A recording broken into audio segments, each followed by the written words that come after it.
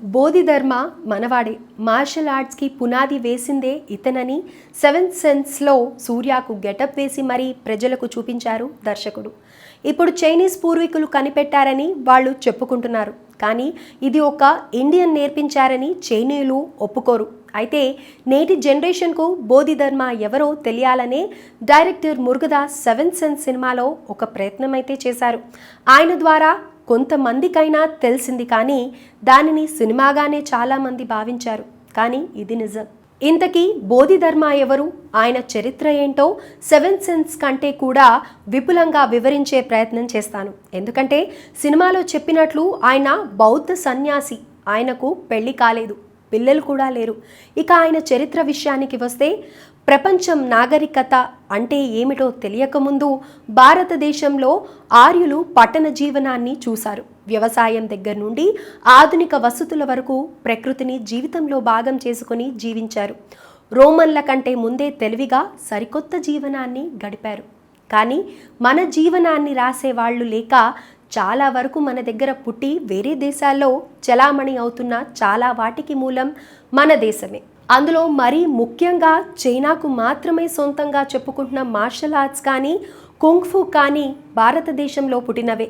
మన వాళ్ళు నేర్పితే వాటిని ఒక రాజు ప్రోత్సాహం కారణంగా తమ జీవనంలో భాగంగా అలవాటు చేసుకున్నారు. అది కుంగ్ఫు. దీనికి కనిపెట్టింది బోధిధర్మ అనే ఒక బౌద్ధ సన్యాసి.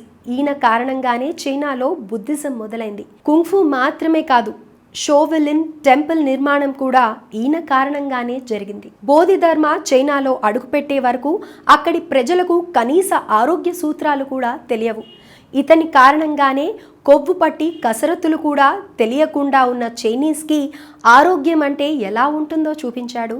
కనిపించింది తినడం, బతకడం కోసం ఏది పడితే అది తినే చైనీయులు బతుకులు బోధిధర్మ ఎంట్రీతో జీవితాలే మారిపోయాయి.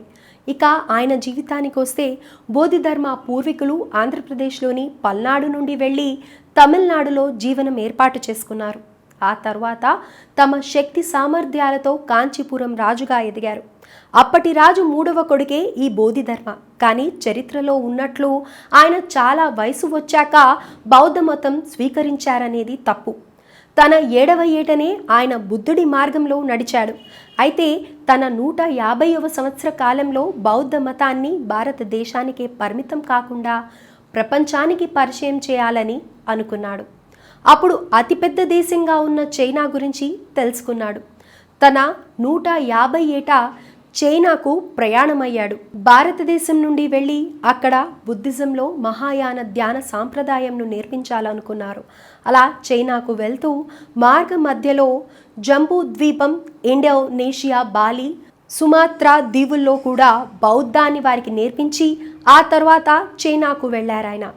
ఈ ప్రయాణానికి దాదాపు 3.5 ఏళ్లకు పైగానే పట్టిందని చరిత్ర చెబుతోంది.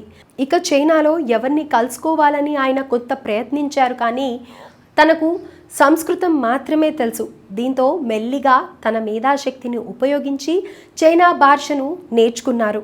లాంగ్వేజ్ ప్రాబ్లం తీరిన తర్వాత బౌద్ధిజం గురించి ఆసక్తి ఉందని తెలిసి కింగ్ ఊని కలుసుకోవాలనుకున్నాడు. ఇక అప్పటికే ఒక బౌద్ధ గురువు తమ సామ్రాజ్యానికి వస్తున్నారని తెలిసి రాజు సంతోషపడ్డాడు. ఆయన కోసం దాదాపు 2 నెలలు వెయిట్ చేసిన తర్వాత ఈ బోధిధర్మ జీవితాన్ని క్షణకాల సుఖాల కోసం బందీ చేసుకోకుండా స్వేచ్ఛగా బతకడం తెలిసిన సన్యాసులంటే ఊకి చాలా ఇష్టం.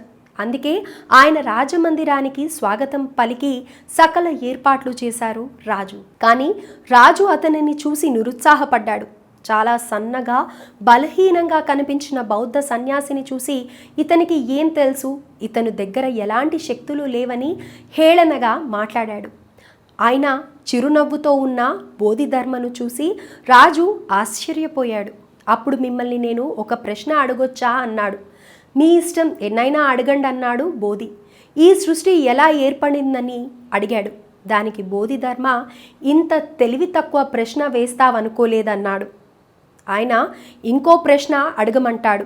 తాను ఎంతోమంది మేధావులకు చుక్కలు చూపించాను. నాకు ఇతను నీతులు చెప్పడమే కాకుండా ఇంతమంది ముందు అవమానిస్తాడని కోపం తెచ్చుకున్నాడు రాజు. అయినా సరే అన్ని కోపాన్ని దిగమింగి నా పుట్టుక యొక్క పరమార్థం ఏంటని బోధిధర్మను అడిగాడు. మళ్ళీ నవ్వి, ఇది ఇంకా స్టూపిడ్ ప్రశ్న అన్నాడు సన్యాసి. ఆ సమాధానానికి అవమానంగా ఫీల్ అయిన రాజు, నేను ఈ సామ్రాజ్య చక్రవర్తిని, ఎంతోమందికి సాయం చేశాను, శత్రువులను కూడా చంపకుండా వదిలేశాను, బడులు గుడులు ఒక్కటేమిటి ఎన్నో కట్టించాను, అలాంటిది నన్ను అవమానిస్తావా, ఇక్కడి నుండి తక్షణమే వెళ్ళమని ఆదేశిస్తాడు.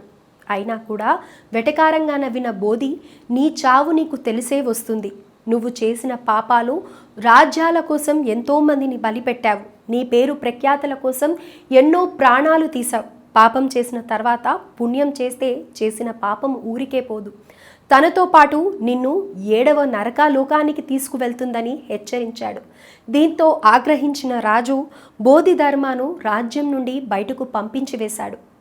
అయినా ఏమాత్రం భయపడకుండా బోధిధర్మ కొండలు గుట్టలు మాత్రమే ఉండే ఒక అటవీ ప్రాంతానికి చేరుకున్నాడు. అక్కడ కొన్ని ఏళ్ల పాటు తపోదీక్ష చేశాడు. తన దీక్షను వర్షాలు తుఫాన్లు కూడా ఆపలేకపోయాయి. అయితే బోధిధర్మ తపోదీక్షను చూసిన ఒక వ్యక్తి ఆయన దగ్గర శిష్యరికం చేయాలనుకున్నాడు. కానీ దీక్షలో ఉన్న బోధిధర్మ తన మాటను వినలేదు. దీంతో, మీరు నాకు మీ ధర్మాలను మీ మెడిటేషన్ను నేర్పించకపోతే ఇక్కడే చనిపోతానని చేయిని నరుక్కుంటాడు. అయితే ఉరుములు మెరుపులకే కళ్ళు తెరవని సన్యాసి చేయి తెగగా కారిన రక్తం తన శరీరాన్ని తాకడంతో వెంటనే బాహ్య ప్రపంచంలోకి వచ్చి ఆ వ్యక్తిని చూశాడు. తనలో ఉన్న తపనను గుర్తించి తన శిష్యుడిగా అంగీకరించడమే కాదు, అతని చేయిని కూడా అతికించాడు. ఈ ఒక్క శిష్యుడు కాస్త తన దగ్గర 5గురు వ్యక్తులను గురువు దగ్గరకు తీసుకొచ్చాడు. అప్పుడు బోధిధర్మ వారిని చూసి నవ్వి, ఇలాంటి శరీరంతో ధ్యానం